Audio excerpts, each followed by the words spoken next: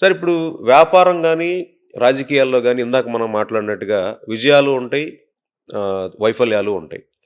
So, you are a warrior. It is very clear.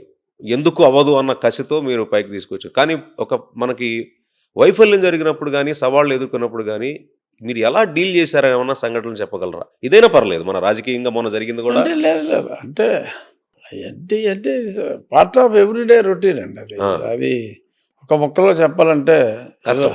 ఆ! ఏదో చేసింది ఒకటే ఒకటే వ్యాపారం అంటే దాని గురించి ఏదైనా చెప్పడానికి ఒక్కటి చెప్పండి సార్ వైఫల్యం మీ దృష్టిలో. ఆ, వైఫల్యం అంటే దాని నుంచి మీరు ఎలా బౌన్స్ బ్యాక్ అయ్యారు? ఆ, నాకున్న వైఫల్యం వల్ల నేను ఫెయిల్ అయింది ఒక్క జయలలిత విషయంలోనే ఫెయిల్ అయ్యా. హ్మ్. నాకేదో పేమెంట్ రాకపోతే నేను కోర్టుకి వెళ్ళా ఓకే. గవర్నమెంట్ మీద. గవర్నమెంట్ మీద. ఆ! ఇంకంతే.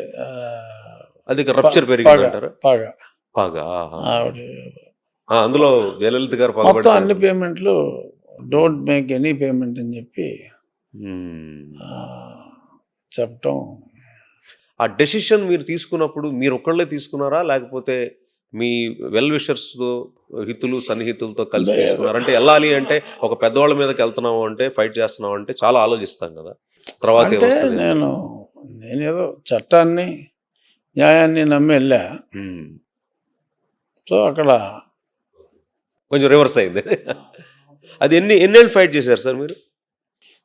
అది అప్పుడు ఒక 5 సంవత్సరాలు ఇంకా లీగల్ ఫైట్ నడుస్తూనే ఉంది.